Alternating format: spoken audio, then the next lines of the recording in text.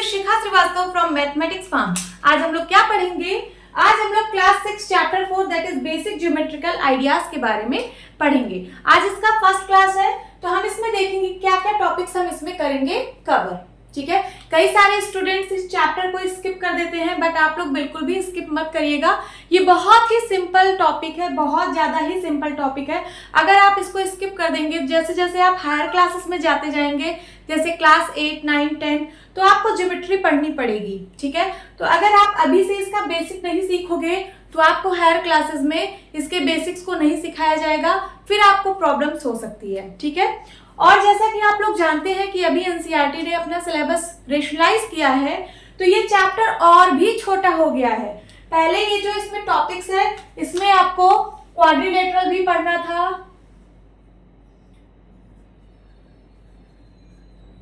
Quadrilateral भी था, triangle भी था एंड सर्कल भी था। ये 3 टॉपिक इसमें और थे पुराने सिलेबस में, बट अभी जो न्यू सिलेबस है इसमें ये तीनों टॉपिक हट गए हैं, तो अभी सिर्फ इतना ही टॉपिक आप लोगों को पढ़ना है। बहुत ही छोटा चैप्टर है, बहुत ही सिंपल चैप्टर है, तो प्लीज स्टूडेंट्स आप लोग इसको स्किप मत करना। ओके, चलिए देखते हैं क्या क्या टॉपिक्स हम इसमें करेंगे कवर। तो सबसे पहले इंट्रोडक्शन कवर करेंगे, introduction to basic geometrical ideas, है ना। बेसिक ज्योमेट्रिकल आइडिया, ज्योमेट्री कहाँ से आई, कैसे इसका नाम ज्योमेट्री पड़ा, है ना, ये सारी चीजें मैं कवर करूंगी। एंड देन पॉइंट्स, क्या होते हैं पॉइंट, इनको बताऊंगी। And then line segment, line segment क्या होता है ये भी मैं डिस्कस करूंगी। एंड देन लाइन रे क्या होती है, इंटरसेक्टिंग लाइंस क्या होती हैं, पैरेलल लाइंस क्या होती है, कर्व्स क्या होता है, पॉलीगन्स क्या होता है और एंगल्स क्या होता है, ये सारी चीजें मैं डिस्कस करूंगी। ओके, तो यही सारे टॉपिक्स हैं जो हम इस चैप्टर के अंदर पढ़ेंगे। आप प्लीज इसका स्क्रीनशॉट ले लीजिए, ये सारे मैं लाइन बाय लाइन पढ़ाने वाली हूँ। Now introduction to basic geometrical ideas. The term geometry is derived from the Greek word geometron. ये जो ज्योमेट्री वर्ड है ये ग्रीक वर्ड ज्योमेट्रन से डिराइव हुई है। ये जो ग्रीक के लोग थे उन्होंने वर्ड ज्योमेट्रन बनाया और फिर वहां से हम लोगों ने ज्योमेट्री वर्ड डिराइव किया। जियो means earth and matron means measurement. ये जो जियो है, जियो का मीन्स होता है earth and matron means measurement, means earth को मेजर करना, लैंड को मेजर करना। ज्योमेट्री का यही मतलब होता है कि लैंड को मेजर करना।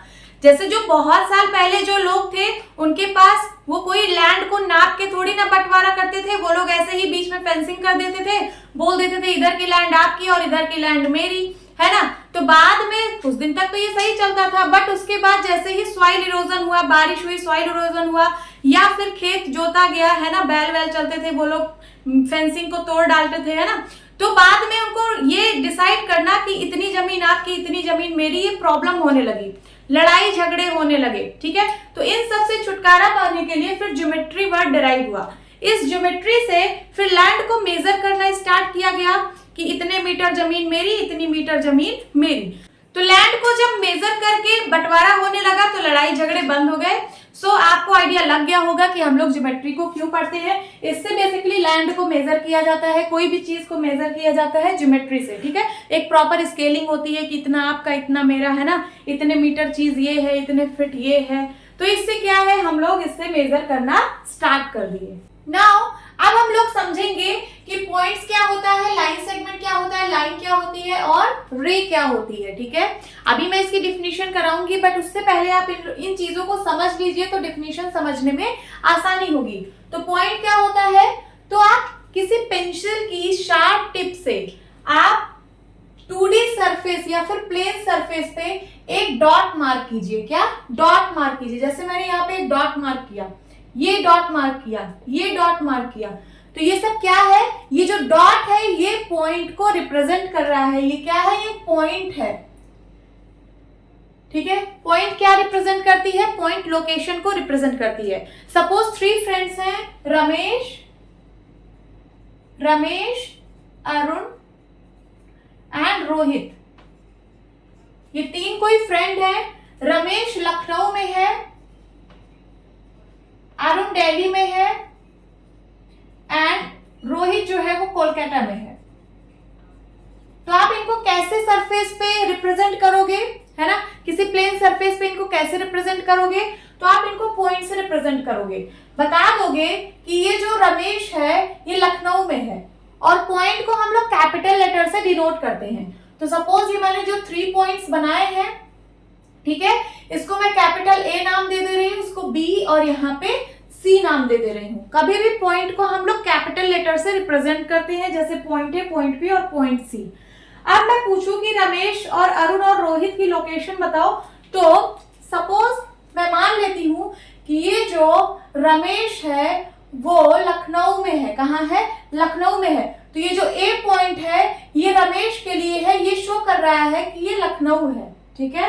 एंड बी पॉइंट जो है वो अरुण के लिए शो कर रहा है कि ये दिल्ली में है, और ये जो सी पॉइंट है ये रोहित के लिए शो कर रहा है, और ये क्या बता रहा है कि ये कोलकाता में है। जैसे आप लोग गूगल मैप देखे होंगे, गूगल मैप में जैसे आपकी लोकेशन दिल्ली है, इनकी लोकेशन यहाँ पे है, तो गूगल मैप में क्या होता है, ऐसे एक टिप बनी होती है कि नहीं, यहाँ पे दिखा देता है कि ये लखनऊ में है, ये दिल्ली में है, सबकी लोकेशन दिखाती है कि नहीं।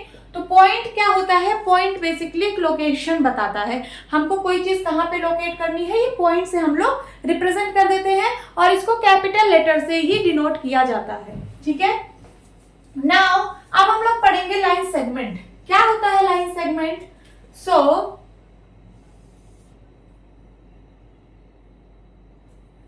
जैसे टेबल का आप साइड ले लो, साइड ऑफ द टेबल, ये क्या है, ये एक लाइन सेगमेंट है, side of the table.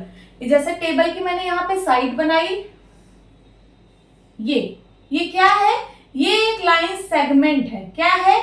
Line segment है। सो अगर मैं इस एंड को ए नाम दे दूं और इसको बी नाम दे दूं, ठीक है, इसके जो एंड पॉइंट्स हैं, एंड पॉइंट्स जो है उसको मैंने ए नाम दे दिया और बी नाम दे दिया, तो ये क्या है, ये एक लाइन सेगमेंट है, ठीक है। ये जो ए बी है ये लाइन सेगमेंट को रिप्रेजेंट कर रहा है। नाउ लाइन क्या होती है? अब लाइन क्या होती है, लाइन को हम लोग समझते हैं। जैसे आप कोई स्ट्रिंग ले लो, धागा ले लो, बहुत बड़ा धागा हो, और उसको दो साइड से दोनों लोग खींचते चले जाओ, एक साइड से एक लोग खींचो, दूसरे साइड से दूसरे लोग, है ना, उसको खींचते चले जाओ, कभी एंड ना हो, खींचते चले जाओ दोनों साइड से, तो एकदम उसको स्ट्रेट करते ऐसे चले जाओ खींचते, तो वो क्या बनेगा, वो लाइन बनेगा। लाइन को हम लोग दोनों साइड से एक्सटेंड कर सकते हैं, लाइन दोनों साइड से बढ़ती जाती है, लाइन कभी एंड नहीं होती है, बट हम उसको पेपर में ऐसे छोटा सा ही डिनोट करते हैं, क्योंकि अब हम इनडिफिनाइट लेंथ को हम लोग पेपर में तो रिप्रेजेंट नहीं कर सकते, तो हम लोग उसको क्या कर देते हैं, हम लोग ऐसे दोनों साइड एरो से रिप्रेजेंट कर देते हैं। ये एरो बताती है कि ये लाइन इस साइड भी बढ़ रही है और इस साइड भी बढ़ रही है, इसका कोई एंड नहीं है। और हम लोग इसको रिप्रेजेंट कैसे करते हैं, तो यहाँ पे एक पॉइंट बना देते हैं ए, और यहाँ पे एक पॉइंट बना देते हैं बी, तो ये क्या लाइन हो गई, ए बी लाइन। या फिर हम लोग ऐसे भी रिप्रेजेंट करते हैं, ये जैसे एक लाइन बना दिया, इसका नाम हमने स्मॉल एल रख दिया, तो हम लोग इसको एल लाइन बोलते हैं। या फिर इसी को, ये जैसे लाइन है, इसको हम लोग एम नाम भी दे देते हैं, एम लाइन, ठीक है। स्मॉल एल और स्मॉल एम, इससे लाइन को डिनोट किया जाता है। या फिर आप यहाँ पे दो कोई पॉइंट रख दीजिए, ये ए बी जो है ये लाइन ए बी शो कर रहा है। अब रे क्या होता है, तो रे का एक साइड फिक्स होता है और सिर्फ आप इसको एक साइड ही एक्सटेंड कर सकते हो। ये एरो क्या रिप्रेजेंट कर रहा है कि ये इस साइड बढ़ता जा रहा है, इस साइड नहीं बढ़ रहा है, इस साइड तो ये फिक्स है, ये एक पॉइंट है, ये एंड पॉइंट है, बट यहां से आप इसको एक डायरेक्शन में ऐसे एक्सटेंड करते जा रहे हो। ये इस तरीके से भी बन सकता है, ये एक रे है, ये इधर का पॉइंट फिक्स है और इधर जो है ये बढ़ता जा रहा है, तो रे हम लोग बोलते हैं जिसका एक साइड फिक्स होता है और दूसरे साइड जो है एक्सटेंड होता जाता है। जैसे सपोज आप कोई स्ट्रिंग वाला एग्जांपल ले रहे हो, लाइन में आप लोग क्या करते थे, लाइन में दोनों लोग दोनों साइड से एक्सटेंड करते थे। इसमें क्या करिए, आप एक लोग यहाँ पे फिक्स हो जाइए और सिर्फ दूसरा पर्सन ही जो है ऐसे मूव करता जाए स्ट्रिंग को लेकर, तो वो क्या फॉर्म करेगा, वो एक रे को फॉर्म करेगा। उसी तरीके से जैसे आप लोगों ने टेप देखा होगा, टेप को जब आप निकालते हो ऐसे खींचते हो तो एक साइड तो उसका फिक्स होता है, दूसरे साइड से ऐसे एक्सटेंड होता जाता है, तो वो क्या, वो रे का एक एग्जाम्पल है। इसी तरीके से आप सन जो होता है, सन से लाइट इमिट्स होती है, जैसे मैंने एग्जाम्पल लिया सन का, सन से ऐसे ऐसे लाइट इमिट्स होती है ना हर एक डायरेक्शन में, ऐसे ऐसे, है ना। सो ये सब क्या फॉर्म कर रही है, ये सब रे को फॉर्म कर रही है। देखिए ये एक रे हो गया, ये रे हो गया, ये रे हो गया, ये सब क्या है, ये सब रे को फॉर्म कर रहा है। ये यहां से जनरेट हो रही है किसी एक पॉइंट से और ऐसे जो है एक डायरेक्शन में एक्सटेंड हो रही है। तो ये क्या है, ये सब रे का एग्जाम्पल है। तो रे क्या होता है, रे का एक पॉइंट फिक्स होता है और एक साइड फिक्स होता है और दूसरे साइड जो है इसको एक्सटेंड कर सकते हो, दूसरे साइड ये बढ़ता जाता है। ओके, अब चलिए सबकी डेफिनेशंस देख लेते हैं। पॉइंट की क्या डेफिनेशन है, इट इज अ पोजीशन और location on a plane surface which are denoted by a single capital letter. ठीक है, मैंने आपको बताया कि पॉइंट क्या होता है। तो अगर आप पेंसिल की शार्प टिप से आप अपने प्लेन सरफेस पर एक मार्क ऐसे करिए तो ये क्या है, ये पॉइंट को रिप्रेजेंट कर रहा है। ये देखिए पेंसिल की शार्प टिप से एक मार्क करिए तो ये जो डॉट बना ये एक पॉइंट को रिप्रेजेंट कर रहा है। और पॉइंट क्या होता है, तो पॉइंट जो होता है एक पोजीशन या फिर लोकेशन होता है, means it is a position और लोकेशन ऑन प्लेन सरफेस। ये प्लेन सरफेस पर किसी की पोजीशन या फिर लोकेशन को रिप्रेजेंट करता है which are denoted by a single capital letter. और इसको हम सिंगल कैपिटल लेटर मींस इसको कैपिटल लेटर से रिप्रेजेंट करते हैं। जैसे ये पॉइंट है तो इसको मैंने पॉइंट ए नाम दे दिया, सिंगल कैपिटल लेटर है ना, एक पॉइंट एक ही लेटर से रिप्रेजेंट होगा। सिंगल का बेसिकली यही मतलब है कि एक पॉइंट सिर्फ एक ही लेटर से रिप्रेजेंट होगा और ये जो दूसरा पॉइंट है ये दूसरे लेटर से रिप्रेजेंट होगा, कैपिटल लेटर से। तो ये हो गया पॉइंट ए और ये हो गया पॉइंट बी। तो ये किसी की लोकेशन बता रहा है। जैसे मैंने अभी आपको थोड़ी देर पहले एग्जांपल दिया था कि आपका एक फ्रेंड दिल्ली में है, एक फ्रेंड लखनऊ में है, तो आप उसको कैसे दिखाओगे, आप इसको पॉइंट ए से नाम दे दोगे। ये पॉइंट ए लखनऊ को शो कर रहा है और ये पॉइंट बी दिल्ली को शो कर रहा है। तो आप बोल दोगे कि एक लोग जो है लखनऊ में है वो पॉइंट ए से रिप्रेजेंट कर रहे हैं और जो दिल्ली में है वो पॉइंट बी से रिप्रेजेंट हो रहा है। ठीक है, तो ये किसी की लोकेशन या फिर पोजीशन को बताता है पॉइंट। ठीक, now line segment, it is a part of a line with the finite length and two end points. क्या बोल रहा है कि ये पार्ट होता है लाइन का। लाइन अभी आप लोगों ने पढ़ा था कि कोई स्ट्रिंग लीजिए और उसको दोनों साइड से एक्सटेंड करिए। ठीक है, दोनों साइड से एक्सटेंड करिए तो क्या वो कभी एंड होगा, आप ऐसे चलते जाएंगे कभी एंड नहीं होगा। वो बहुत बड़ा स्ट्रिंग है सपोज, ठीक है, तो दोनों साइड से आप उसको एक्सटेंड करेंगे, बहुत आगे तक जाएंगे, इधर भी बहुत आगे तक जाएंगे, वो खत्म नहीं होगा, तो उसको हम लोग लाइन बोलते हैं। और उसे लाइन का अगर मैं एक छोटा सा पार्ट ले लूं तो उसको हम लोग क्या बोलते हैं, उसको हम लोग लाइन सेगमेंट बोलते हैं। जैसे मैंने एक स्ट्रिंग लिया और स्ट्रिंग को यहां से पकड़ लिया और यहां से पकड़ लिया, तो जो यहां से पकड़ा ये इसका पहला एंड पॉइंट है और जो यहां से पकड़ा ये इसका दूसरा एंड पॉइंट है। तो ये क्या बन गया, ये एक लाइन सेगमेंट बन गया। ठीक है, सो इतनी बड़ी जो स्ट्रिंग है ये क्या है, ये लाइन सेगमेंट है।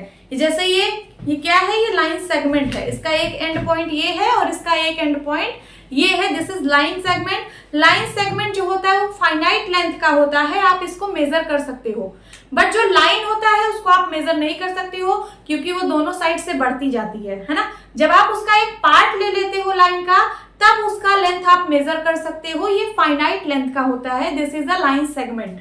ठीक है, तो यहाँ देखिए ये मैंने ए भी एक लाइन सेगमेंट बनाया है, इसका एक एंड पॉइंट ए है और दूसरा एंड पॉइंट बी है।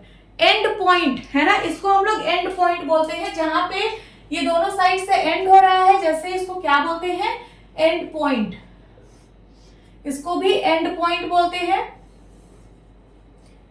ये चीज आप लोग अच्छे से समझते जाना कि क्या होता है एंड पॉइंट, क्या होता है लाइन सेगमेंट, है ना। तो लाइन सेगमेंट का दो एंड पॉइंट होता है, जैसे यहाँ पे मैंने ए और बी नाम दिया है। ठीक है, तो क्या है, ए और बी एंड पॉइंट्स हैं। देखिए the point A and B are called the end points.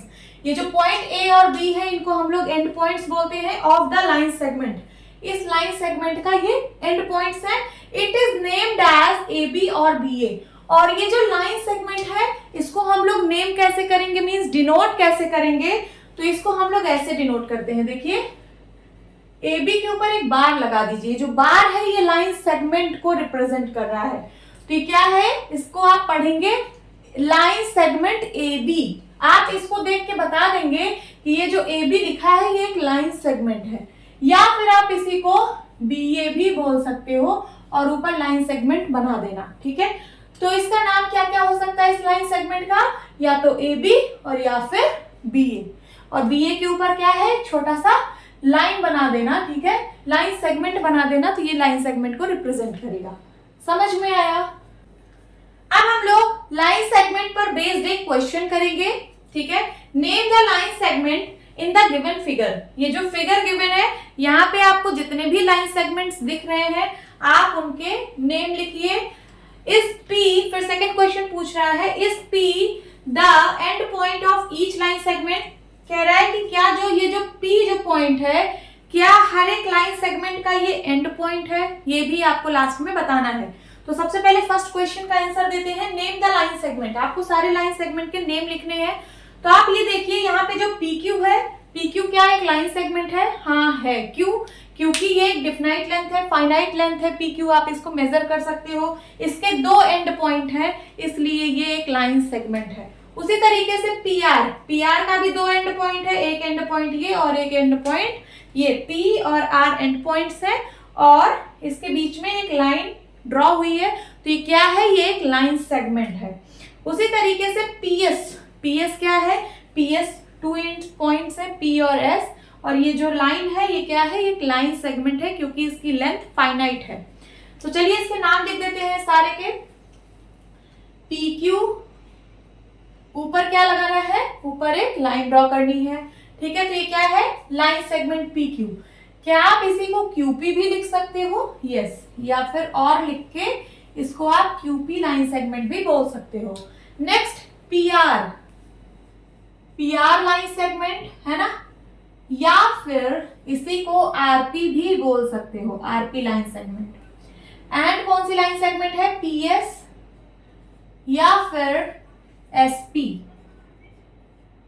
यही इतनी लाइन सेगमेंट है और तो है नहीं। अब सेकेंड क्वेश्चन कह रहा है, इस P the end point of each line segment. क्या ये जो पॉइंट P है ये हर एक लाइन सेगमेंट का एंड पॉइंट है?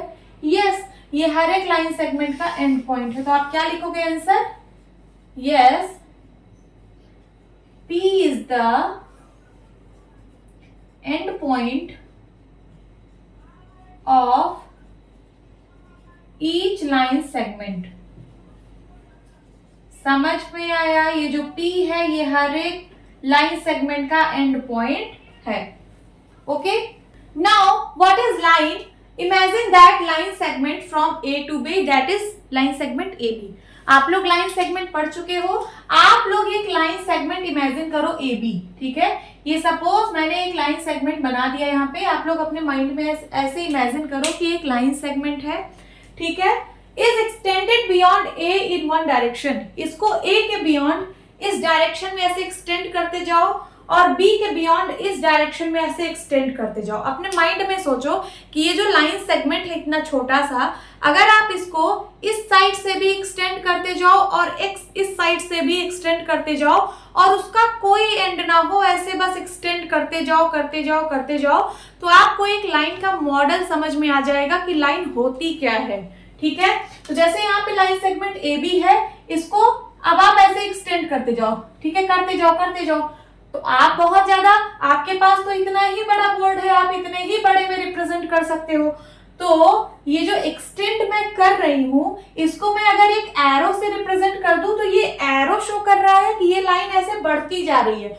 अब भाई मैं बहुत बड़ी लाइन तो अपने बोर्ड पे बना नहीं पाऊंगी, है ना, तो मैं इसको क्या करूंगी, मैं एक एरो से रिप्रेजेंट कर दूंगी कि A के बियॉन्ड ये लाइन ऐसे बढ़ती जा रही है, ये एरो यही रिप्रेजेंट कर रहा है कि ये लाइन बढ़ती जा रही है।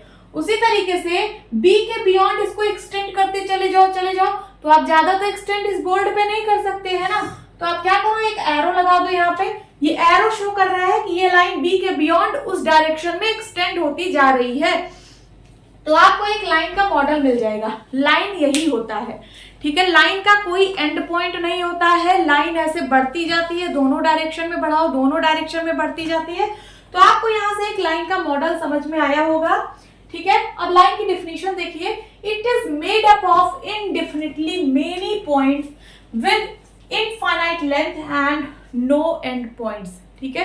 क्या है, अगर आप ऐसे ढेर सारे पॉइंट्स को ऐसे ढेर सारे पॉइंट्स बना लो ऐसे, ठीक है, इनडिफिनिटली मेनी पॉइंट्स, बहुत सारे पॉइंट्स हैं, इनडिफिनिट पॉइंट्स हैं, ठीक है, तो आप क्या करो, इनको आप इनको ऐसे ज्वाइन कर दो, ठीक है।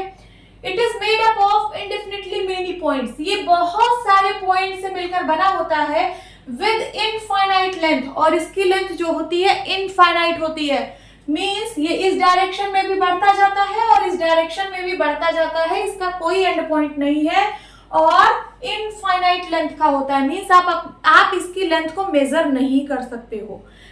जो लाइन सेगमेंट है, लाइन सेगमेंट जैसे ये AB, तो AB जो लाइन सेगमेंट है ये लाइन का एक पार्ट है, इसकी लेंथ फाइनाइट होती है, इसको आप मेजर कर सकते हो, बट ये जो लाइन है इसकी लेंथ आप मेजर नहीं कर सकते हो, ये इनडेफिनिट लेंथ का होता है, ये दोनों डायरेक्शन में बढ़ता जाता है। हम लोग इसको रिप्रेजेंट कैसे करते हैं, तो हम लोग इसको ऐसे रिप्रेजेंट करते हैं। सबसे पहले जैसे यहाँ पे कोई लाइन है तो यहाँ पे हम लोग 2 पॉइंट बना लेते हैं, एक इस साइड एक इस साइड, यहाँ पे पॉइंट A नाम दे दिया, यहाँ पे B नाम दे दिया।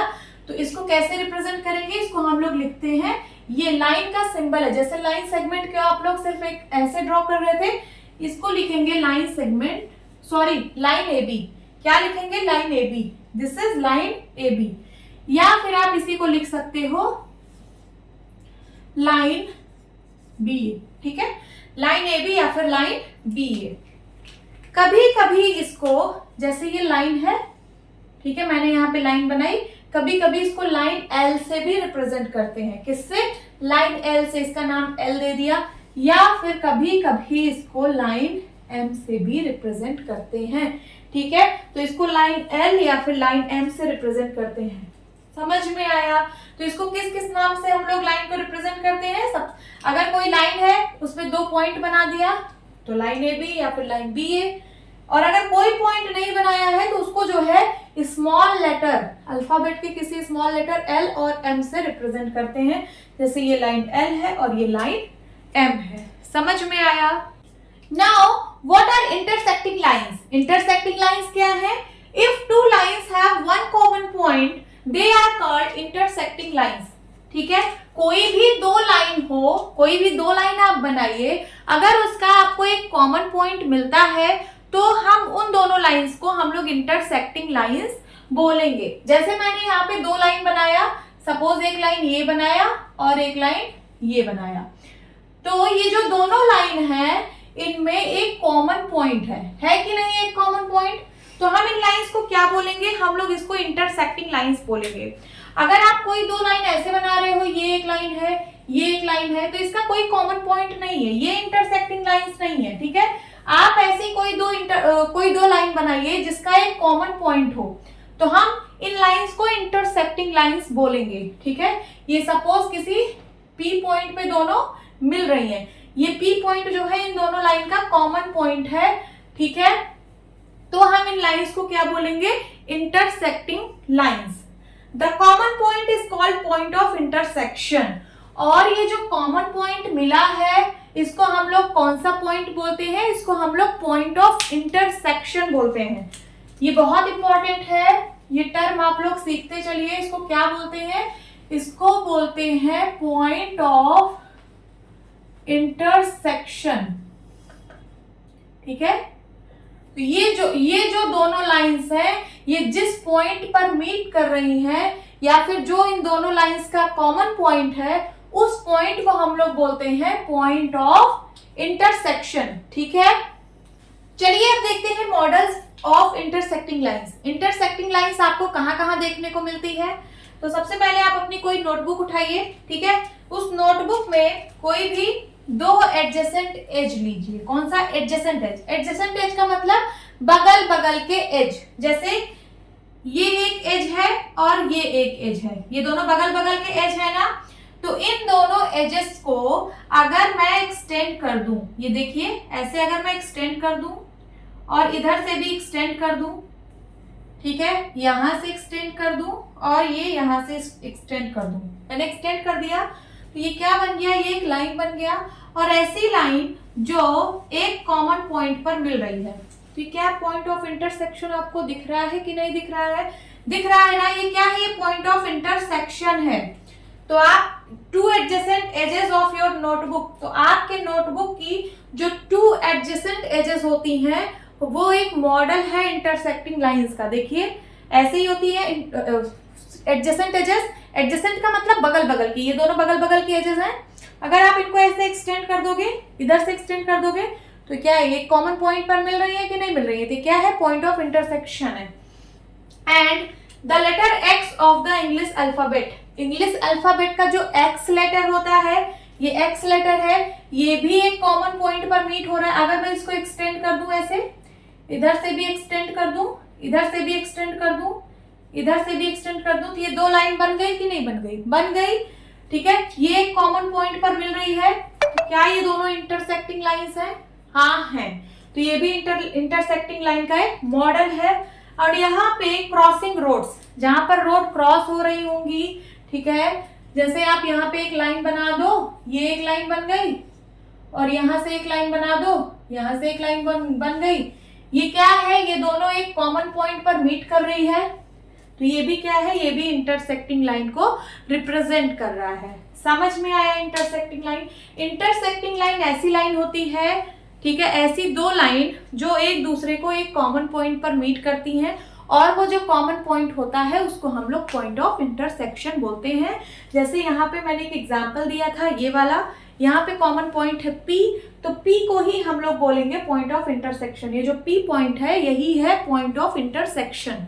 ओके, अब आपकी बुक में डू दिस करके एक क्वेश्चन दिया गया है, इसको हम लोग सॉल्व करेंगे।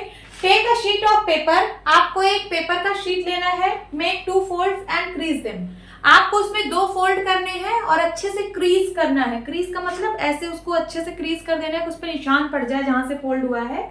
To represent a pair of intersecting lines, ठीक है, इस तरीके से उसको फोल्ड करना है कि वो जो दोनों लाइंस बने वो इंटरसेक्टिंग लाइंस को रिप्रेजेंट करें। तो आपको डिस्कस करना है कि can 2 lines intersect in more than 1 point, क्या 2 लाइन इंटरसेक्ट करती हैं एक से ज्यादा पॉइंट पर। सेकंड है can more than 2 lines intersect in 1 point, क्या 2 से ज्यादा लाइंस एक पॉइंट पर इंटरसेक्ट कर सकती हैं। तो चलिए एक पेपर लेते हैं, ये मैंने एक शीट पेपर का ले लिया है। यहाँ पे क्या करना है, आपको सबसे पहले 2 फोल्ड करना है। तो ये मैंने एक ऐसे फोल्ड किया, अच्छे से क्रीज कर दिया इसको, ये अच्छे से क्रीज कर दिया, ठीक है। उसके बाद अब दूसरा फोल्ड करूंगी, ये ऐसे, इसको भी अच्छे से मैं क्रीज कर दूंगी, ये मैंने क्रीज कर दिया। ये देखिए अब आपको लाइन अच्छे से दिख रही होगी, दिख रही है कि नहीं, ये एक लाइन है और ये दूसरी लाइन है, ये दोनों इंटरसेक्टिंग लाइंस है कि नहीं, क्योंकि इसका एक कॉमन पॉइंट है, आपको दिख रहा है। यस, चलिए अब इसको डिस्कस करिए। Can 2 lines intersect in more than 1 point, क्या ये जो दोनों लाइन है ये एक पॉइंट से ज्यादा पॉइंट पर इंटरसेक्ट कर सकती हैं? बताइए, क्या ये एक पॉइंट से ज्यादा पॉइंट पर इंटरसेक्ट कर सकती हैं? ये देखिए, कोई भी मैं अगर 2 लाइन बनाती हूं ये ऐसे, तो क्या ये एक पॉइंट से ज्यादा पॉइंट पर इंटरसेक्ट कर सकती हैं 2 लाइंस? नहीं कर सकती हैं, ये हमेशा एक ही पॉइंट पर करेंगे। देखिए ना, ये फोल्ड किया, ये फोल्ड किया, क्या ये दोनों लाइन एक पॉइंट से ज्यादा पॉइंट पर इंटरसेक्ट कर रही है? नहीं, ये सिर्फ इसी पॉइंट पर इंटरसेक्ट कर रही है ना, सिंगल पॉइंट है। तो ये जो क्वेश्चन लिखा है दिस इज नो, इसका आंसर होगा नो। फिर second is can more than 2 lines intersect in 1 point, क्या 2 से ज्यादा लाइन एक पॉइंट पर इंटरसेक्ट कर सकती हैं? बिल्कुल कर सकती हैं। कैसे? जैसे यहाँ पे मैंने 2 लाइन बनाया, एक पॉइंट पर इंटरसेक्ट कर रही है, एक लाइन और बना दिया यहाँ पे, ठीक है, ये भी इसी पॉइंट पर इंटरसेक्ट कर रही है। उसी तरीके से एक पॉइंट और बना दिया, ये भी इसी पॉइंट पर इंटरसेक्ट कर रही है, एक पॉइंट और बना दिया, ये भी इसी पॉइंट पर इंटरसेक्ट कर रही है। तो क्या 2 से ज्यादा लाइन एक पॉइंट पर इंटरसेक्ट कर सकती है? बिल्कुल कर सकती है, ठीक है। इसमें भी करके देखते हैं। देखिए अभी मैंने 2 लाइन बनाई है, एक ऐसे फोल्ड करके, एक ऐसे फोल्ड करके। अब मैं एक ऐसे फोल्ड करूंगी, ये देखिए इस पेपर पे मैं ऐसे फोल्ड कर रही हूँ, क्रीज कर दिया अच्छे से। अब देखिए, देखिए 2 से ज्यादा लाइन बन गई ना, 3 लाइन बन गई, 1 लाइन, 2 लाइन, 3 लाइन, ये एक ही पॉइंट पर इंटरसेक्ट कर रही है कि नहीं? कर रही है। उसी तरीके से आप एक फोल्ड ऐसे कर लीजिए, तब भी ये ऐसे फोल्ड किया। अब मैंने 4 लाइन बना ली, ये चारों पॉइंट एक ही पॉइंट पे इंटरसेक्ट कर रही है कि नहीं। यहाँ पे आप ऐसे बहुत सारी लाइंस बना सकते हो जो एक पॉइंट पर इंटरसेक्ट करेंगी। तो आई होप आपको समझ में आ रहा होगा। क्या can more than 2 lines intersect 1 point, क्या 2 से ज्यादा लाइंस एक पॉइंट पर इंटरसेक्ट कर सकती हैं? तो इसका आंसर है यस।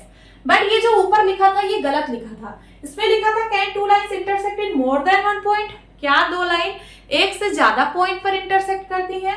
तो 2 लाइन एक ही पॉइंट पर हमेशा इंटरसेक्ट करेगी, एक पॉइंट से ज्यादा पॉइंट पर इंटरसेक्ट नहीं कर सकती है। इसका सिर्फ एक ही कॉमन पॉइंट हो सकता है। ठीक है, तो इसका आंसर था नो और इसका आंसर है yes. Okay, now what are parallel lines? Parallel lines क्या है? 2 और more lines that never intersect. Never intersect का मतलब never cross each other are called parallel lines. जो पैरेलल लाइंस होती हैं ये 2 या 2 से ज्यादा लाइंस हो सकती हैं। ठीक है, 2 या 2 से ज्यादा लाइंस को हम पैरेलल लाइंस तब बोलते हैं जब ये एक दूसरे को कभी इंटरसेक्ट नहीं करती। इंटरसेक्ट का मतलब कभी एक दूसरे को क्रॉस नहीं करती। ठीक है, तो उन लाइंस को हम लोग पैरेलल लाइंस बोलते हैं। जैसे यहाँ पे देखिए, मैंने यहाँ पे एक पैरेलल लाइन बनाया है। पैरेलल लाइन बनेगा कैसे? जैसे आपने यहाँ पे इनके बीच का कुछ डिस्टेंस, ठीक है, जैसे ये लाइंस आपने बनाया और इसके बीच का डिस्टेंस आपने बताया कि ये 2 मीटर का डिस्टेंस है इन दोनों लाइंस के बीच में। अब इन दोनों लाइन को बढ़ाते चले जाइए, आगे भी पीछे भी बढ़ाते, क्योंकि लाइन दोनों डायरेक्शन में बढ़ती है, आगे भी बढ़ाते चले जाइए, पीछे भी बढ़ाते चले जाइए। आप उनको किसी एक जगह पे मेजर करेंगे तो उसका डिस्टेंस वहां पे भी 2 मीटर आपको मिलना चाहिए। ठीक है, जैसे ये लाइंस को ऐसे बढ़ाते चले जाइए, बढ़ाते चले जाइए, ये दोनों लाइंस ऐसे बढ़ रही है, बढ़ रही है। आप इनके बीच का डिस्टेंस कभी भी मेजर करोगे तो आपको हमेशा 2 मीटर ही मिलेगा। तभी तो ये दोनों लाइंस कभी इंटरसेक्ट नहीं होंगी, ये ऐसे चलती चली जाएंगी, चलती चली जाएंगी, कभी एक दूसरे को इंटरसेक्ट नहीं करेंगी। तभी इंटरसेक्ट नहीं करेंगी जब इनके बीच का गैप बराबर रहेगा। अगर इनके बीच का गैप यहाँ पे 2 मीटर है और यहाँ पे 1.5 मीटर है, क्या है? जैसे यहाँ पे मैंने बनाया, ये देखिए, ये मैंने एक लाइन बनाया। ठीक है, आपको देखने से भी लग रहा होगा यहाँ का गैप थोड़ा कम है। ये मान लीजिए कि 2 मीटर का गैप है और यहाँ पे 1.5 मीटर का गैप है। समझ आ रहा है? ये लाइन है, लाइन का मैं सिंबल बना दे रही हूँ। अब ये बताइए, जब आप इस लाइन को आगे बढ़ाते चले जाएंगे, ये ऐसे बढ़ाते चले गए, बढ़ाते चले गए, चले गए, चले गए, ठीक है, ये बढ़ती चली गई लाइन, इसको भी आप बढ़ाते चले जाओगे तो ये कभी ना कभी किसी ना किसी पॉइंट पर इंटरसेक्ट कर जाएगी कि नहीं? ये देखिए, यहाँ का गैप 2 मीटर था, यहाँ जब आप 1.5 मीटर ले लोगे, फिर इस लाइन को आप एक्सटेंड करोगे तो कहीं ना कहीं मिल जाएगी। तो क्या ये पैरेलल लाइन है? नहीं। पैरेलल लाइन वो लाइंस होती हैं जिनके बीच का गैप हमेशा बराबर रहता है। जैसे आप यहाँ 2 मीटर ले रहे हो तो थ्रू आउट कभी भी आप नापोगे वो 2 मीटर गैप ही आपको मिलेगा। तो ऐसी लाइंस को हम लोग पैरेलल लाइंस बोलते हैं। और इसको डिनोट कैसे करते हैं?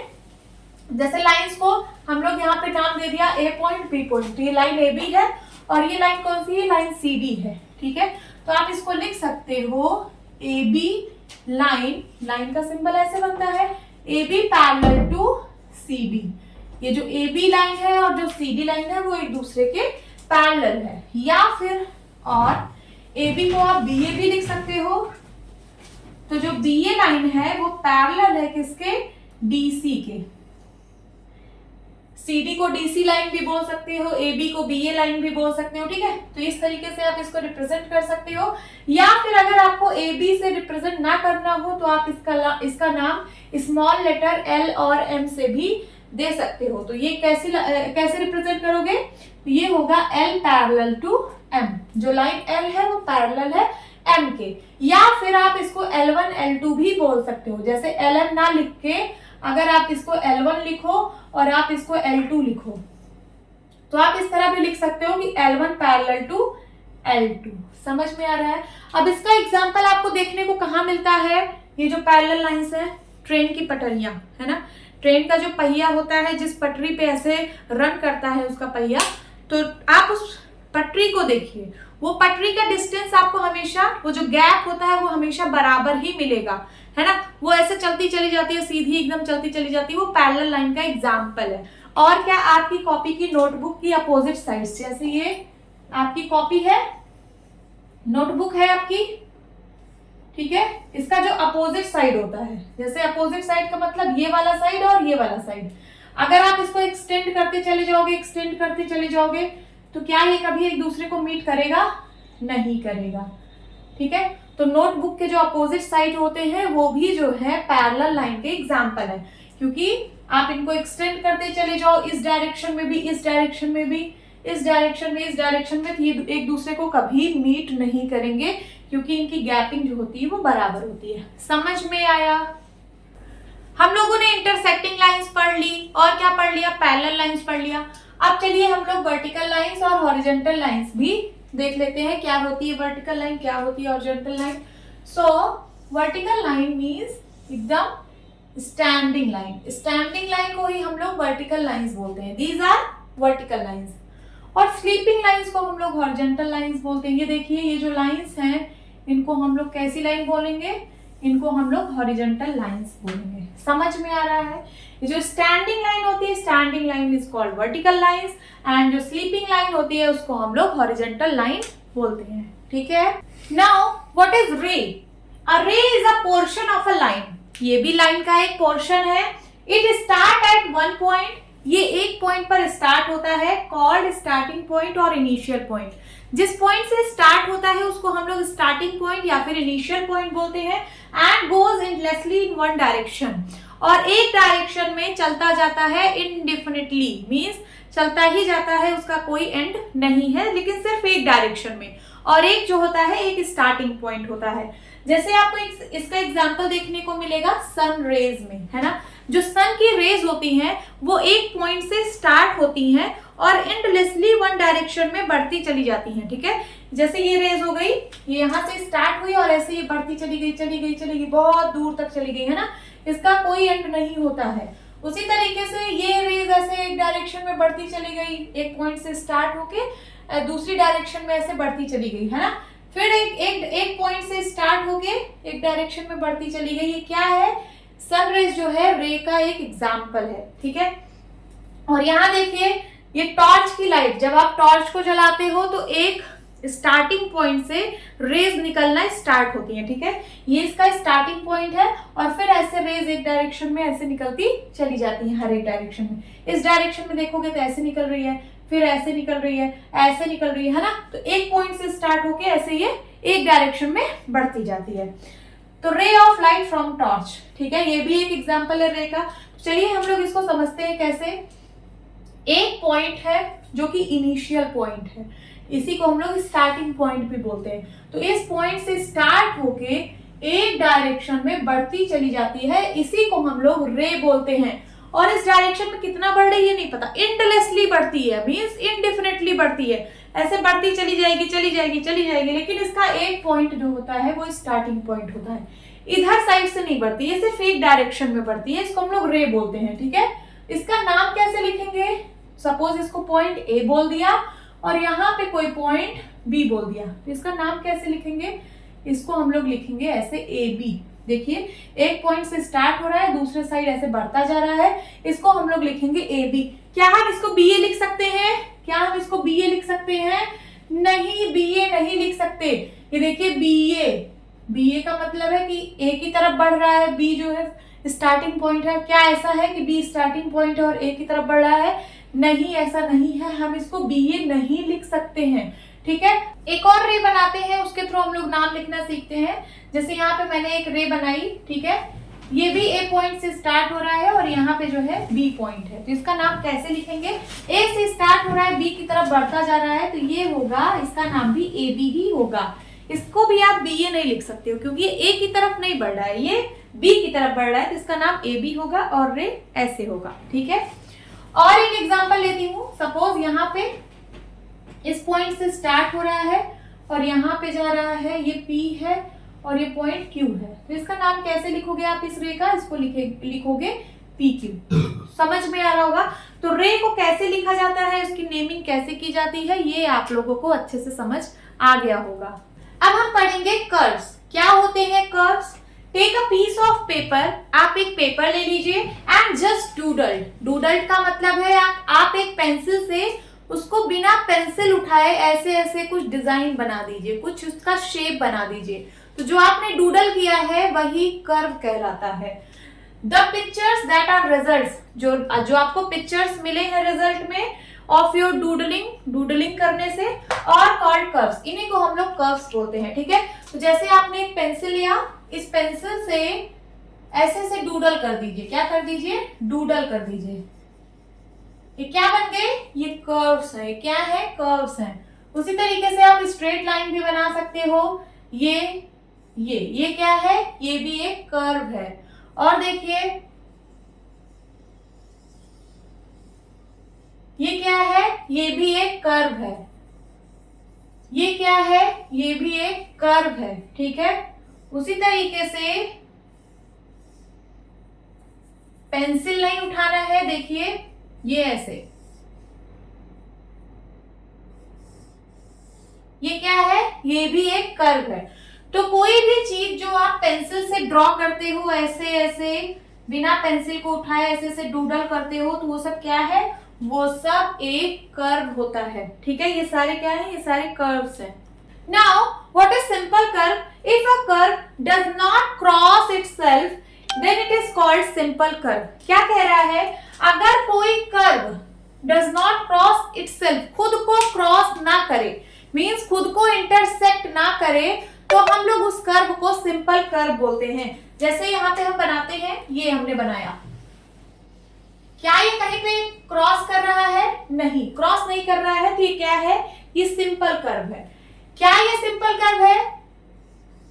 क्या ये सिंपल कर्व है? नहीं, ये सिंपल कर्व नहीं है।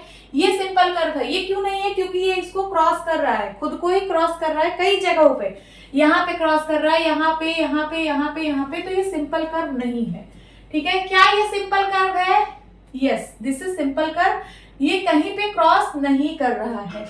उसी तरीके से क्या ये सिंपल कर्व है? Yes, this is simple curve. And क्या ये सिंपल कर्व है?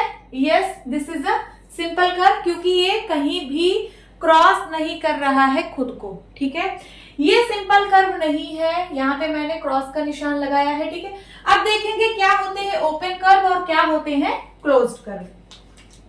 तो ओपन कर्व क्या है? ओपन कर्व का मतलब है जिसके एंड पॉइंट्स अलग अलग हो।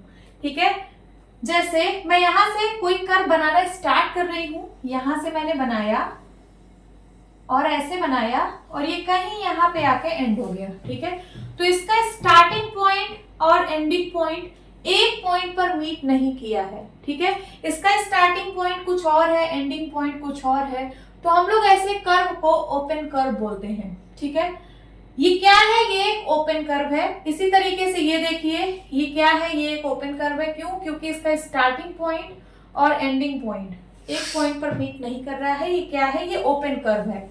उसी तरीके से ये क्या है? This is open curve. यहां पे देखिए ये एक ओपन कर्व था। अब क्लोज्ड कर्व क्या होता है? तो क्लोज्ड कर्व जो होता है वो क्लोज होता है, मींस उसका स्टार्टिंग पॉइंट और एंडिंग पॉइंट आप डिसाइड नहीं कर पाओगे। आप नहीं बता पाओगे कि वो कर्व कहां से स्टार्ट हुआ और कहां पर एंड हुआ। जैसे ये मैंने एक ट्राइंगल बनाया, तो क्या आप मुझे बता सकते हो कि इस ट्राइंगल को आपने कहां से स्टार्ट किया और कहां पे एंड किया? इसका स्टार्टिंग पॉइंट और एंडिंग पॉइंट आप डिसाइड नहीं कर सकते। ये यहाँ से भी स्टार्ट हो सकता है, ऐसे बना दिया हो, या फिर यहाँ से स्टार्ट किया हो, या फिर बीच से कहीं पे स्टार्ट किया हो। ये क्या है? क्लोज्ड कर्व है। उसी तरीके से ये क्या है? ये क्लोज्ड कर्व है। सर्कल क्या है? सर्कल एक क्लोज्ड कर्व है। पेंटागन बना दो, पेंटागन मतलब जिसकी 5 साइड हो, ये क्या है? ये क्लोज्ड कर्व है। उसी तरीके से ये भी एक क्लोज्ड कर्व है, बना के दिखाती हूँ। ये क्या है? ये भी एक क्लोज्ड कर्व है। इसका स्टार्टिंग पॉइंट और एंडिंग पॉइंट आप डिसाइड नहीं कर सकते हो। This is a closed curve. ठीक है, अब हम पढ़ेंगे simple open curve and simple closed curve. क्या होते हैं सिंपल ओपन कर्व और सिंपल क्लोज्ड कर्व? तो देखिए इसमें वर्ड सिंपल भी आया है और ओपन कर्व अभी हम लोगों ने पढ़ा, क्लोज्ड कर्व पढ़ा। अब सिंपल क्या होता है? तो सिंपल का मतलब अभी आप लोगों ने यहाँ पे देखा कि सिंपल कर्व ऐसे कर्व होते हैं जो एक दूसरे को कहीं पर इंटरसेक्ट नहीं करते हैं, कहीं पे क्रॉस नहीं करते हैं। जैसे ये सारे सिंपल कर्व्स थे, इसको छोड़कर ये सिंपल नहीं था क्योंकि ये क्रॉस कर रहा था, है ना। अब सिंपल ओपन कर्व क्या होगा? सिंपल कर्व भी होगा और ओपन कर्व भी होगा। ऐसा कर्व जो सिंपल भी हो और ओपन भी हो उसको हम लोग सिंपल ओपन कर्व बोलेंगे। उसी तरीके से ऐसा कर्व जो सिंपल भी हो और क्लोज्ड भी हो उसको हम लोग क्या बोलेंगे, उसको हम लोग सिंपल क्लोज्ड कर्व बोलेंगे। एग्जाम्पल ये देखिए, जैसे ये क्या है, सिंपल ओपन कर्व। सिंपल का मतलब क्या, कहीं एक दूसरे को इंटरसेक्ट कर रहा है, नहीं। अगर मैं ऐसे बना दूं, ये क्या ये सिंपल है, नहीं ये सिंपल नहीं है, ये वाला है।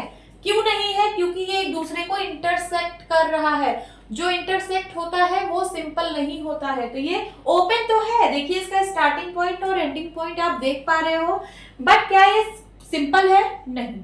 ओपन तो है बट सिंपल नहीं है, तो ये सिंपल ओपन कर्व नहीं है। उसी तरीके से ये है सिंपल कर्व, ठीक है, एंड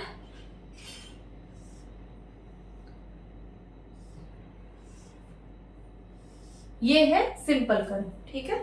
यहां देखिए, यहाँ पे है स्टार्टिंग पॉइंट, ये है एंडिंग पॉइंट। ये कैसा कर्व है, simple curve, simple open curve, open भी है, ठीक है। अब सिंपल क्लोज्ड कर्व क्या होता है, क्लोज्ड हो और सिंपल भी हो, ठीक है। जैसे ये वाला कर्व अगर मैं बनाऊं, ये क्लोज्ड तो है क्योंकि आप इसका स्टार्टिंग पॉइंट और एंडिंग पॉइंट डिसाइड नहीं कर सकते हो, क्लोज्ड तो है, बट ये क्या सिंपल है, नहीं ये सिंपल नहीं है, इसलिए सिंपल क्लोज्ड कर्व नहीं है। ये क्या सिंपल क्लोज्ड कर्व है, यस ये सिंपल क्लोज्ड कर्व है, क्योंकि पहली बात ये क्लोज है, दूसरी चीज सिंपल भी है क्योंकि ये कहीं पे इंटरसेक्ट नहीं हो रहा है। उसी तरीके से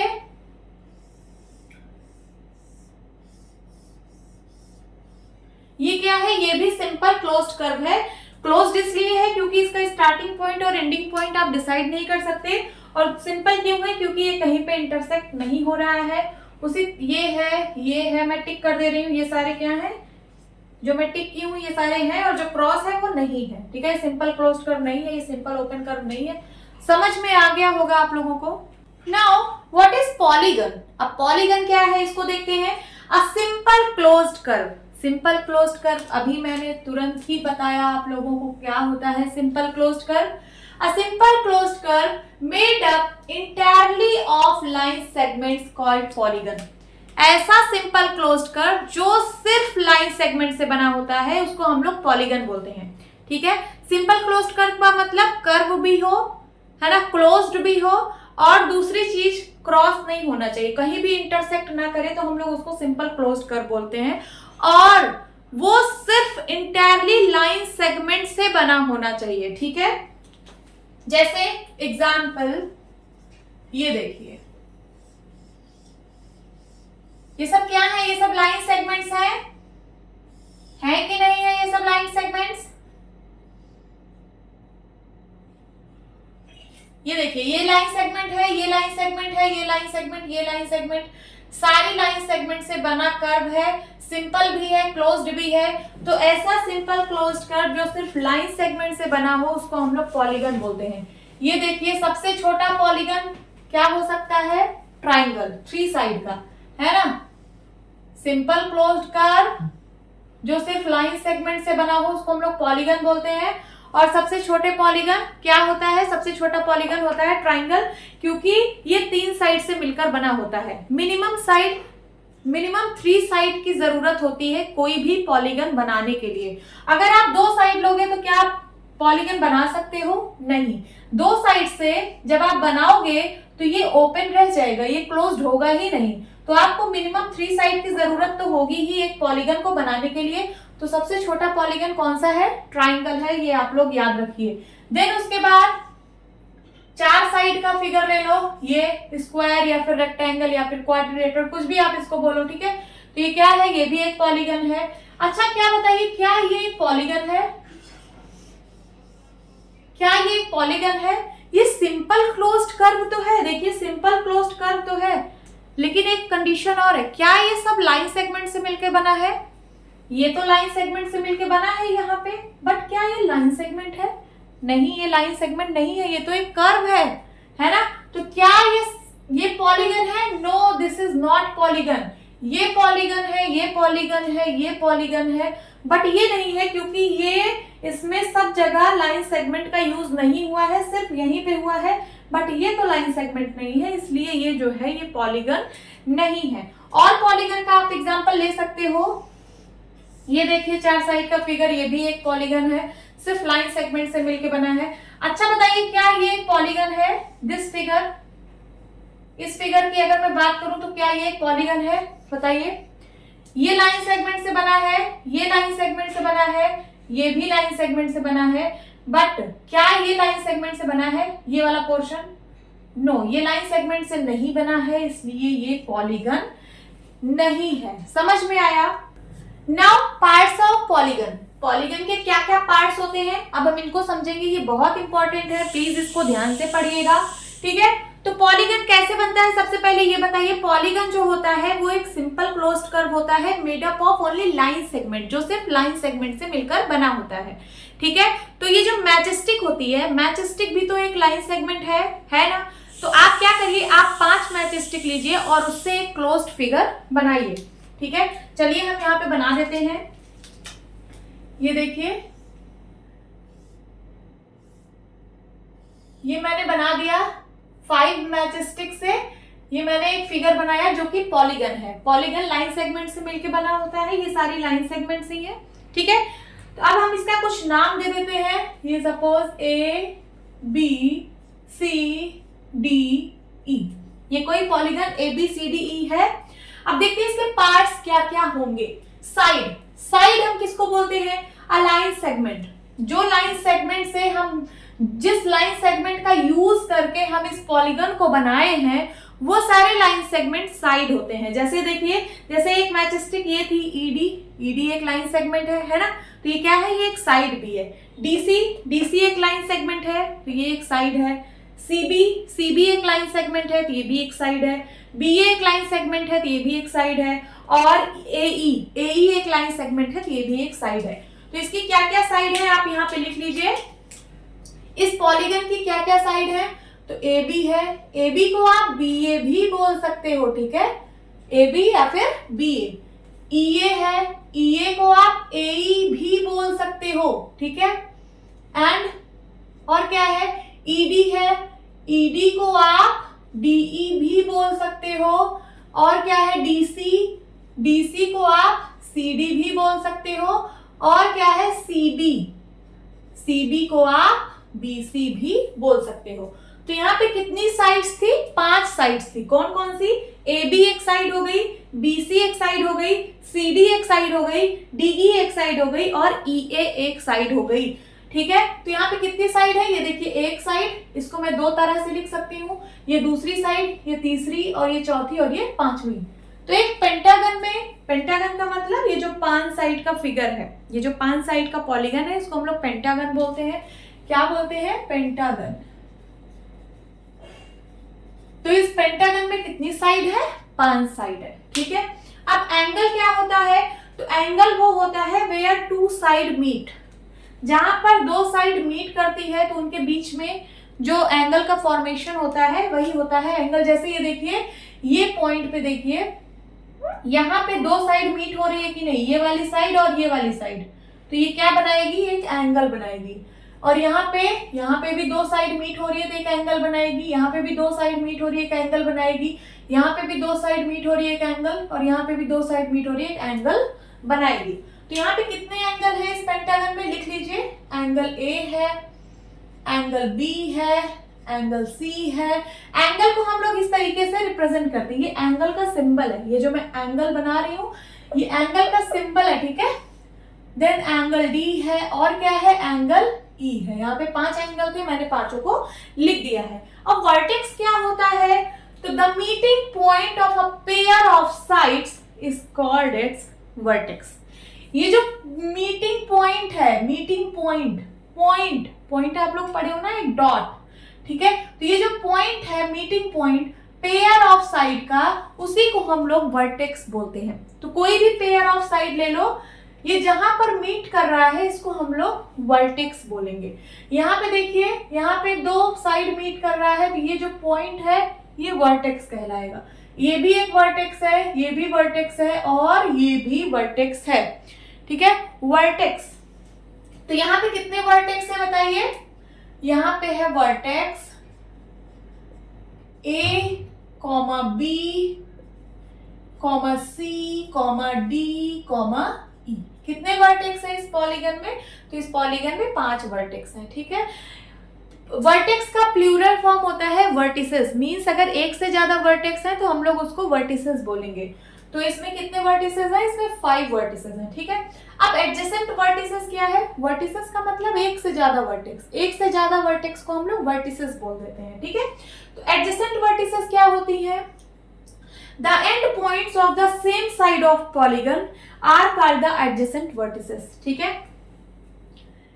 किसी भी साइड का एंड पॉइंट, जैसे ये मैंने एक साइड ले ली, ठीक है, तो जो इसका एंड पॉइंट होगा उसको हम लोग बोलते हैं एडजेसेंट वर्टिसेस। देखिए ये भी वर्टेक्स है, ये भी वर्टेक्स है, ये सेम साइड के एंड पॉइंट हैं, तो सेम साइड के एंड पॉइंट को हम लोग क्या बोलते हैं? हम लोग एडजेसेंट वर्टिसेस बोलते हैं। जैसे यहाँ पे देखिए डी एंड सी, ये एडजेसेंट है कि नहीं? उसी तरीके से सी एंड बी, सी और बी की बात करूं तो ये भी एडजेसेंट वर्टिसेस है। या फिर मैं बात करूं बी एंड ए की, तो ये भी एडजेसेंट वर्टिसेस है। एंड ई एंड ए की बात करूं तो ये भी एडजेसेंट वर्टिसेस है। और ई एंड डी की बात करूं तो ये भी एडजेसेंट वर्टिसेस है। देखिए ई डी, वर्टेक्स ई और वर्टेक्स डी, ये एडजेसेंट है कि नहीं? है। क्यों? क्योंकि ये सेम साइड का एंड पॉइंट है, सेम साइड के एंड पॉइंट को हम लोग एडजेसेंट वर्टिसेस बोलते हैं। नाउ एडजेसेंट साइड्स क्या है? Any two sides with a common point are called adjacent sides of polygon, ठीक है। तो any two sides of a common point, कोई भी दो साइड, ऐसी दो साइड जिसका एक कॉमन पॉइंट हो, उसको हम लोग एडजेसेंट साइड्स बोलते हैं, या फिर एडजेसेंट साइड्स बोलते हैं। तो कोई भी दो साइड जिसका एक कॉमन पॉइंट हो, क्या हो? कॉमन पॉइंट हो, तो उसको हम लोग एडजेसेंट साइड बोलते हैं। यहाँ पे देखिए जैसे DC और DE का एक कॉमन पॉइंट है, तो ये जो DC है और DE है, ये एडजेसेंट है कि नहीं? बिल्कुल एडजेसेंट है।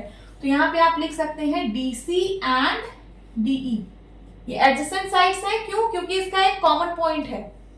उसी तरीके से अगर आप इस पॉइंट को लो, ठीक है, तो ये DC और CB ये एडजेसेंट साइड्स है।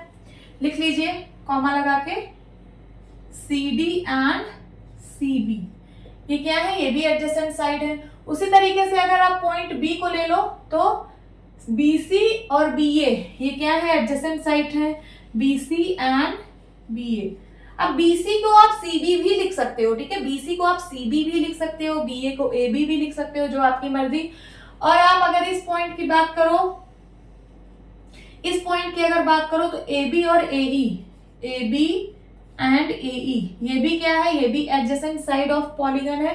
और अगर आप E पॉइंट की बात कर रहे हो तो AE एंड ED ये क्या है? ये भी एडजेसेंट साइड है ऑफ पॉलीगन। समझ में आ रहा है?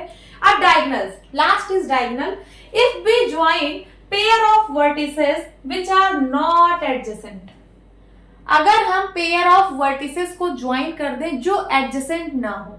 आप लोग एडजेसेंट वर्टिसेस पढ़ चुके हो। एडजेसेंट वर्टिसेस क्या होता है? The end point of the same side of the polygon, ठीक है। जैसे ये C और D एडजेसेंट वर्टिसेस था, तो एडजेसेंट वर्टिसेस को छोड़ के जो नॉन एडजेसेंट हो, नॉन एडजेसेंट का मतलब जो सेम साइड का एंड पॉइंट ना हो, ठीक है। तो नॉन एडजेसेंट वर्टिसेस को अगर आप ज्वाइन करोगे तो आपको डायगोनल मिलता है। क्या मिलता है? डायगोनल। जैसे यहाँ पे देखिए DC, अगर आप DC को ज्वाइन करोगे तो ये तो एक साइड बनेगा। क्यों? क्योंकि ये एडजेसेंट वर्टिसेस है। नॉन एडजेसेंट वर्टिसेस को जब आप ज्वाइन करोगे तब आपको डायगोनल मिलेगा। तो इसको छोड़कर अगर मैं D और B को ज्वाइन करूं, किसको? D और B को, यहाँ देखिए DB को जब मैं ज्वाइन कर रही हूं तो ये क्या है? ये नॉन एडजेसेंट वर्टिसेस को मैंने ज्वाइन किया, तो ये क्या बन रहा है? ये एक डायगोनल बन रहा है। उसी तरीके से D से अगर मैं A को ज्वाइन करूं तो ये भी क्या बन गया? डायगोनल बन गया, ठीक है। अब C पॉइंट पर आ जाओ। C पॉइंट से अगर मैं E पॉइंट को ज्वाइन कर दूं तो ये भी क्या है? ये भी एक डायगोनल है। C पॉइंट से अगर मैं A पॉइंट को ज्वाइन कर दूं तो ये भी एक डायगोनल है। अब बी पॉइंट पर आ जाओ, बी पॉइंट से डी पॉइंट पे तो ज्वाइन किया हुआ है पहले से ही। अब बी से अगर मैं ई को ज्वाइन कर दूं तो ये भी क्या है, सॉरी टेढ़ी लाइन बन गई, तो ये भी क्या है, ये भी एक डायगोनल है। समझ में आ रहा है। अब ए पॉइंट पर आ जाओ, ए पॉइंट से सी को ज्वाइन कर दो और डी को पहले से ही ज्वाइन है। ई पॉइंट पर आ जाओ, ई से बी को और सी को पहले से ही ज्वाइन है। तो आपको कितने डायगोनल मिले यहाँ पे, सबके नाम लिखिए। तो सबसे पहले मैं डी से स्टार्ट कर रही हूँ, डी ए और डी बी। डी ए मिला आपको डायगोनल, कॉमा डी बी मिला, डी बी मिला, और क्या क्या मिला, डी ए मिला, डी बी मिला, and then C E C A मिला, सीई कॉमा सी ए मिला, और क्या मिला, C E C A, and then B E B E comma. 5 diagonal आपको मिले हैं, काउंट कर लीजिए, ये 1 2 3 4 एंड 5। तो एक 5 साइड का पॉलीगन जो है उसमें कितनी डायगोनल आपको मिली, आपको उसमें 5 डायगोनल मिली। अब ये जो नाम लिखा है पांचों का डायगोनल का, जैसे डीए, डीए को आप एडी भी बोल सकते हो, क्या बोल सकते हो, एडी, और मैंने लिख दिया। उसी तरीके से डीबी को आप बीडी भी बोल सकते हो, सीई को आप ईसी भी बोल सकते हो, सीए को आप एसी भी बोल सकते हो, और बीई को आप ईबी भी बोल सकते हो। तो यहाँ पे आपको कितनी डायगोनल्स मिली इस पेंटागन में, तो इस पेंटागन में 5 डायगोनल्स मिली है। ठीक है, आई होप आप लोगों को यहाँ पे जितने भी पार्ट्स ऑफ पॉलीगन है वो आप लोगों को समझ में आया होगा। साइड, साइड क्या होता है, एक लाइन सेगमेंट होती है जिससे मिलकर पॉलीगन बना होता है, तो उस लाइन सेगमेंट को हम लोग साइड बोलते हैं। जैसे डीसी, इतनी सारी साइड्स यहाँ पे हैं। एंगल क्या होता है, जहां पे 2 साइड मीट होती है वो एक एंगल बनाती है। ठीक है, और वर्टेक्स क्या होता है, तो meeting point of the pair of sides, जहां पे पेयर ऑफ साइड मीट करती है उस पॉइंट को हम लोग क्या बोलते हैं, वर्टेक्स बोलते हैं।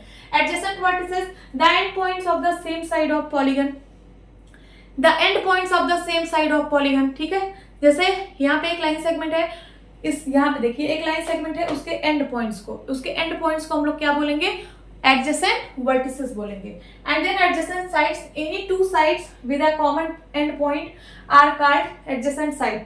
ठीक है, ऐसी 2 साइड जिसका कॉमन एंड पॉइंट हो उसको हम लोग एडजेसेंट साइड बोलेंगे। जैसे ये देखिए, ये वाली साइड और ये वाली साइड, इसका कॉमन एंड पॉइंट है, तो ये दोनों क्या है, ये दोनों एडजेसेंट साइड्स हैं। अब डायगोनल क्या होता है, if we join pair of vertices which are not adjacent, तो अगर मैं नॉन एडजेसेंट वर्टिसेस को ज्वाइन कर दूं तो क्या बनेगा, वो डायगोनल बनेगा। यहाँ पे कितने डायगोनल आपको मिले, 5 डायगोनल मिले। समझ में आया। ठीक है, अब एक क्वेश्चन करते हैं, illustrate if possible each of the following with a rough diagram. ठीक है, आपको इसको इलस्ट्रेट करना है हर एक को, each of the following with a rough diagram, एक रफ डायग्राम से। अब इतना भी रफ नहीं बनाना है कि एकदम देखने लायक न रहे, है ना। रफ का मतलब है आप लोग ऐसे ही बनाइए, बिना कोई चीज मेजर के या फिर बिना किसी इंस्ट्रूमेंट के आप लोग बनाइए, बट थोड़ा क्लीन हो। ठीक है, number A, a closed curve that is not a polygon. आपको एक क्लोज्ड कर्व बनाना है जो कि पॉलीगन ना हो। पॉलीगन का मतलब, पॉलीगन एक ऐसा सिंपल क्लोज्ड कर्व होता है जो सिर्फ लाइन सेगमेंट से मिलकर बना होता है। ठीक है, तो पॉलीगन, आपको एक ऐसा क्लोज्ड कर्व बनाना है कि जो पॉलीगन ना हो, मींस जिसमें लाइन सेगमेंट्स ना हो। ठीक है, तो आप क्या करिए, ये सर्कल बना दीजिए। सर्कल भी तो एक क्लोज्ड फिगर है, क्लोज्ड कर्व है जो कि पॉलीगन नहीं है, मींस ये लाइन सेगमेंट से मिलकर नहीं बना है। या फिर आप इसको ऐसे भी बना सकते हो, this is a closed curve, closed curve that is not polygon. ये पॉलीगन नहीं है क्योंकि ये लाइन से मिलकर बनकर नहीं मिलकर बना है। उसी तरीके से आप कुछ भी बना सकते हो। ये क्या है, ये भी क्लोज्ड कर्व है। ठीक है, इसमें से कुछ भी बना सकते हो। Now second, an open curve made up entirely of line segments. आपको एक ओपन कर्व बनाना है। ओपन कर्व का मतलब जिसका स्टार्टिंग पॉइंट और एंडिंग पॉइंट आप डिसाइड कर सको, है ना। तो इंटायरली लाइन सेगमेंट, जो सिर्फ लाइन सेगमेंट से मिलकर बना हो। इंटायरली मींस पूरा का पूरा लाइन सेगमेंट से मिलकर बना हो बट ओपन हो। तो चलिए बनाते हैं। ये देखिए, ये सिर्फ लाइन सेगमेंट से मिलकर बना है और ये ओपन कर्व है। क्यों? क्योंकि इसका स्टार्टिंग पॉइंट और एंडिंग पॉइंट अलग अलग है। उसी तरीके से ये देखिए, ये भी क्या है, ओपन कर्व है। ये क्या है, ये भी ओपन कर्व है। तो आप कुछ भी बना सकते हो, ठीक है। Number C point, a polygon with two side. आपको पॉलीगन बनाना है। पॉलीगन, पॉलीगन मींस, पॉलीगन क्या होता है, a closed figure, a simple closed curve made up of only line segments.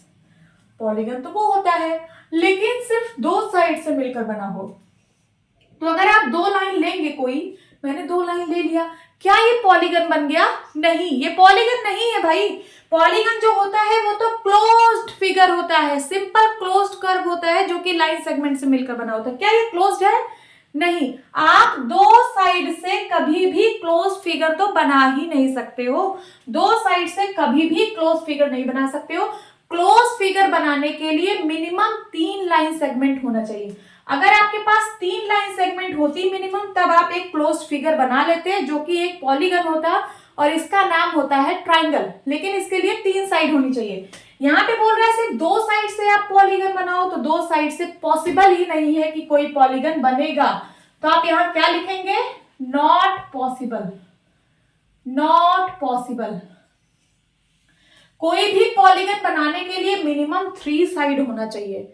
अगर यहाँ 3 साइड लिखा होता तो मैं एक ट्राइंगल बना देती, बट 2 साइड से कोई भी पॉलीगन नहीं बन सकता है। ये ओपन रह जाएगा, ये क्लोज्ड फिगर नहीं बनेगा, ठीक है।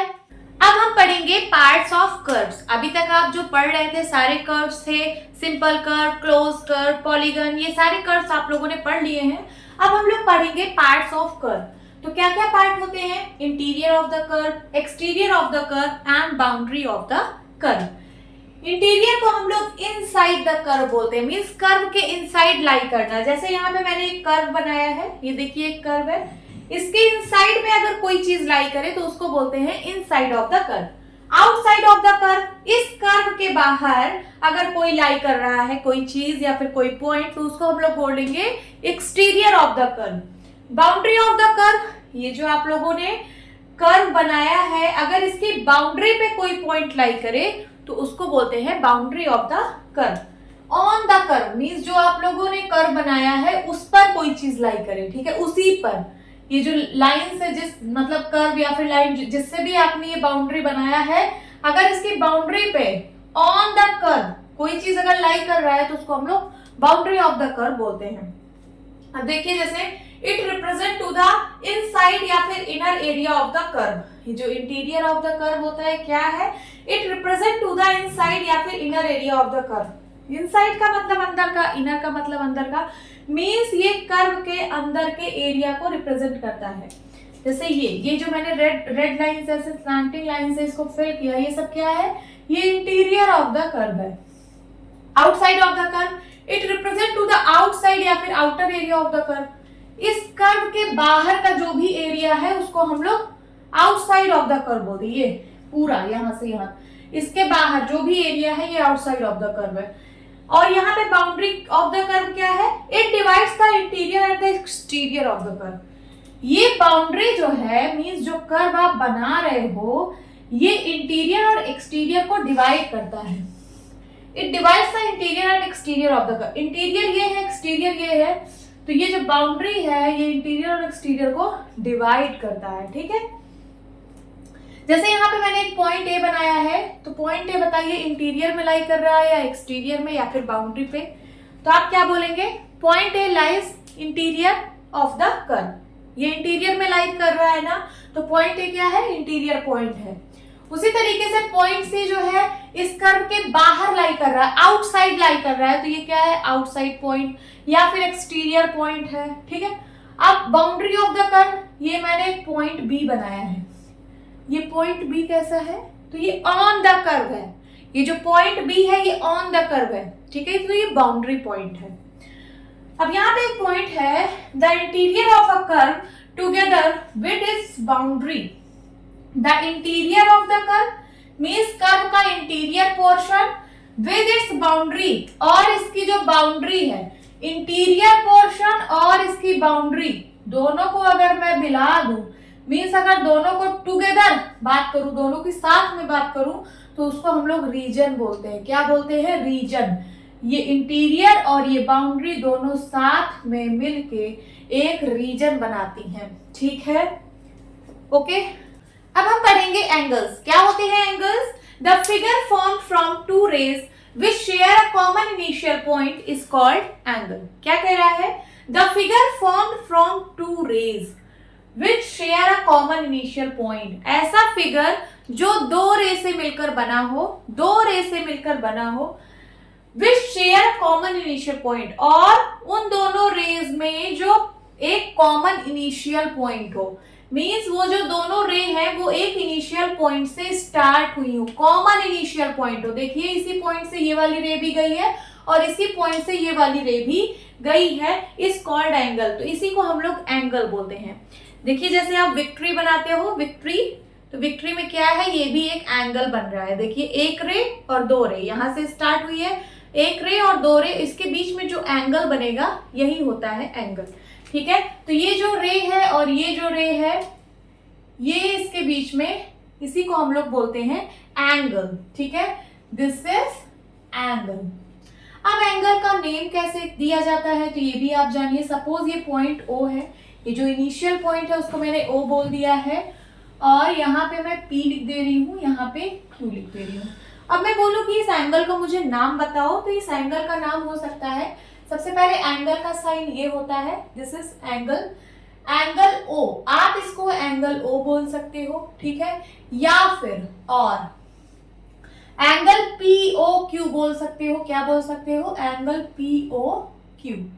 या फिर आप इसको QOP भी लिख सकते हो, एंगल QOP। जिस एंगल की आप बात कर रहे हो वो हमेशा बीच में होना चाहिए, ठीक है।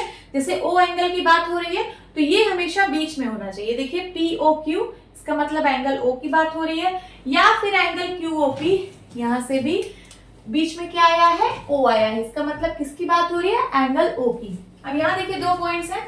The rays forming the angle are known as its arms और साइड। ये जो रेज हैं जो एंगल को फॉर्म कर रही हैं, ये जो दो रे एंगल को फॉर्म कर रही हैं, इनको हम लोग आर्म्स या फिर साइड्स बोलते हैं। क्या बोलते हैं? आर्म्स या फिर साइड्स बोलते हैं। द रेज, ये जो रेज हैं फॉर्मिंग द एंगल, जो ये एंगल फॉर्म कर रही हैं, are known as its arms और इट्स साइड्स। तो ये जो है, ये या तो आर्म इसको बोलते हैं या फिर इसको साइड बोलते हैं।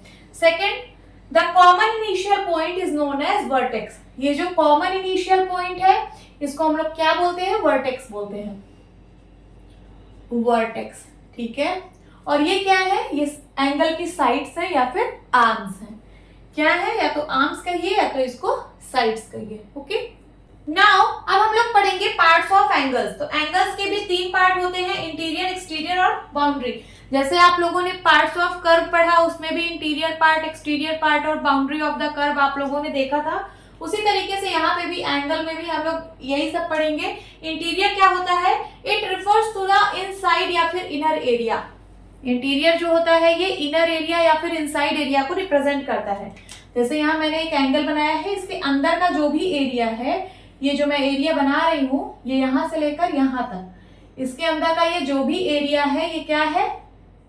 इसको मैं इंटीरियर बोलूंगी, ठीक है।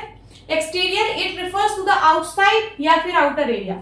अब इसके बाहर का जो भी एरिया है, ये वाला यहां से लेकर पूरा ये सब क्या है? ये सब क्या है? ये सब एक्सटीरियर है, ठीक है। Now boundary, it refers to the arms of the angles. अब इसके जो आर्म्स हैं, इस एंगल के जो आर्म्स हैं, है ना, ये जो रेज हैं, इस पे अगर कोई पॉइंट लाई करे या फिर इसको पूरी को हम बाउंड्री बोलते हैं। क्या बोलते हैं? बाउंड्री बोलते हैं। अब यहाँ पे सपोज मैं एक पॉइंट बना रही हूं, इस जगह पे, यहाँ पे मैंने एक पॉइंट बनाया Z। तो बताइए पॉइंट Z इंटीरियर में लाई कर रहा है या फिर एक्सटीरियर में? तो point Z lies outside of the angle. इस एंगल के आउटसाइड लाई कर रहा है कि नहीं? बिल्कुल। ये क्या है? ये एक्सटीरियर ऑफ द एंगल है पॉइंट Z। अगर मैं एक पॉइंट यहाँ बना दूं, यहाँ लिख दूं पॉइंट X, क्या लिख दूं? Point X। तो आप बताइए पॉइंट X कहाँ लाई कर रहा है? इंटीरियर ऑफ द एंगल या फिर एक्सटीरियर ऑफ द एंगल?